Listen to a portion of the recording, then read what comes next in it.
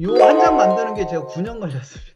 단계별 창업 설계도 이제 소비자를 대상으로 하는 B2C의 IT 서비스 플랫폼 이쪽하고는 잘 들어맞습니다. 이제 제조는 조금 달라요. 근데 좀 유사하기도 합니다. 창업의 0단계에서 5개월 동안 무엇을 할 것인가. 창업 1단계는 기업 가치를 기준으로 잡았는데 창업 1단계는 5개월 동안 3억을 맞춰서 해야 할 것. 2단계는 5개월 동안 기업 가치 20억에 맞춰서 해야 할 것. 기업 가치는 저는 매출의 3배 기준으로 둡니다. 예를 들면 기업 가치가 20억이다 그러면 매출은 7억인 거죠. 순이익률은 30% 이상으로 기준으로 세팅을 합니다. 3단계는 3개월 걸린다. 기업 가치 100억, 30억, 이익률은 10억. 이때 어떻게 해야 되는가? 창업과 기업을 정리를 했는데 창업은 시스템을 만드는 곳, 기업은 시스템이 완료된 곳 이렇게 정의를 내린 거죠. 그래서 무슨 시스템을 만드느냐? 창업의 1단계는 기업 가치 3억짜리 시스템, 창업의 2단계는 기업 가치 20억짜리 시스템, 3단계는 기업 가치 100억짜리 시스템. 이 시스템을 만들어야 된다. 그러면 시스템이란 무엇이냐? 내가 없어도 돌아가는 구조가 나와야 된다. 마케팅, 내가 없어도 돌아가는 구조로 만들겠다. 대표님 밑에 이제 관리자가 있을 거지 않습니까? 이제 마케팅이라는 CMO가 있겠죠. 사업 초기에는 전략과 전술을 동시에 진행할 수 있지만 점점점 전략만 진행을 하고 전술에서 빠져야 된다는 얘기죠. 네.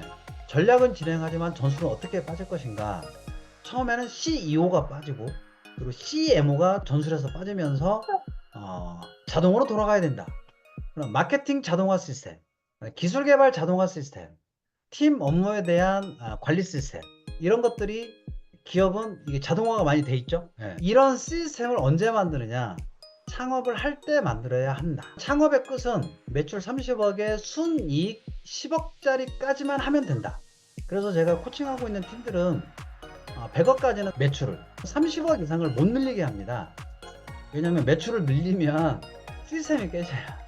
이해되실까요? 물론 아이템마다 좀 다르긴 하지만 표준적으로 100억까지는 30억까지의 매출까지를 만들고 10억까지 순이익을 만드는 데까지 계속 시스템 중심적으로 돌아가는 거예요. 그리고 그것에 맞는 개발 중심적으로 돌아가는 거예요. 그리고 그것에 맞는 팀 세팅으로 돌아가는 거예요. 그래서 저는 100억까지는 팀을 6명까지만 세팅합니다. 아이템이 좀 달라요. 그래서 6명을 넘기지 않는 기준으로 간다. 이 기준은 연봉 대비 매출을 10배를 잡습니다. 그러니까 연봉에 5천만 원짜리 한 사람을 데려오려면 5억이 나오는 시스템이 준비가 되면서 데려와야 된다는 얘기죠. 매출 순이익 기준인가요? 매출 기준입니다. 순이익은 어차피 30% 이상이니까. 그리고 재구매를 제가 80% 이상을 잡습니다. 그러니까 매출이 30억이 나오는데 순이익은 10억이 나오는데 직원은 6명 해야 되고 1년 재구매는 80% 이상이 나와야 된다. 이 시스템을 만들어야 된다. 이 시스템을 유지할 수 있는 온오프라인 마케팅 시스템을 만들어야 된다. 지금 제가 말씀드리는 것은 말로만 하는 게 아니라 구체적인 방법론에 대한 매뉴얼들이 있습니다. 그리고 수익 모델은 3가지 이상 해야 된다. 대표님은 수익 모델이 현재는 판매 위에는 좀 안 보이거든요. 그렇죠. 일반적인 스타트업들이 일단은 수익 모델 하나만 가지고 가겠다 해요. 어느 정도 성장하기 전까지. 이렇게 되면 어떤 문제가 생기냐면요. 시스템이라는 게 하루아침에 만들어지는 게 아닙니다. 수익 모델 하나를 가지고 매출 비용 이익을 만드는 시스템을 만들고 수익 모델 하나를 가지고 팀 업무, 팀 인력, 마케팅 세팅한단 말이야. 시스템을. 수익 모델 하나가 더 늘어나는 순간 그 시스템이 공통적인 것도 있지만 곱하기 2배다 이렇게 저는 생각을 합니다. 수익 모델 하나가 늘어나는 순간 사람을 다시 세팅할 수도 있다. 마케팅 시스템 다시 만들어야 되고 그 수익 모델에 맞는 기술 개발 다시 만들어야 되고 그 수익 모델에 맞는 인력 세팅 다시 해야 되고 매출, 비용, 이익, 순이익률, 재구매율을 다시 세팅해야 된다. 이해되실까요? 물론 기존의 수익 모델을 만들고 있었던 사람들과 그때 이미 만들었던 그 시스템을 옮겨서 들어갈 수도 있어요. 그렇죠. 하지만 그게 쉽지가 않다. 네. 새로운 수익 모델에 나오면 기존 시스템에서 어느 부분은 적용을 하고 새롭게 만들어야 될지에 대한 가늠이 안 되는 경우가 많다. 그래서 창업의 0단계, 1단계에서부터 수익 모델을 3개를 갖고 들어가야 됩니다. 창업은 단독으로 할 수 없고 결국에는 뒷단에 시리즈 B 이상 그리고 상장까지 연계가 돼야 되잖아요. 뒷단에 연계가 되는 것을 제가 염두를 하고 앞단에서 설계를 해놔야 되기 때문에 뒤쪽에 있는 시리즈 B 이상에 있는 투자 기술 개발, 상장, 이 사람들은 어떤 생각을 하고 있는지를 알아야지만 참고를 해서 앞단에서 설계를 해주고 넘어간단 말이에요. 수익 모델 그 하나가 깨지면 그 회사는 어떻게 되는 거죠?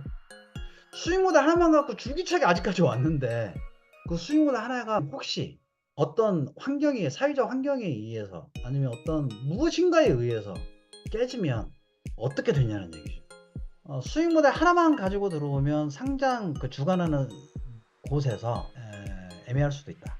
물론 아이템마다 다 다릅니다. 최소 3개 이상은 가지고 오셔야 안정적일 것 같습니다 라고 하기도 한답니다. 그러면 그것을 그때 그러면 어떻게 만들어요? 수익 모델 하나만 갖고도 시스템을 만드는 게 힘든데 수익 모델 2개 이상은 어떻게 가지고 들어갑니까?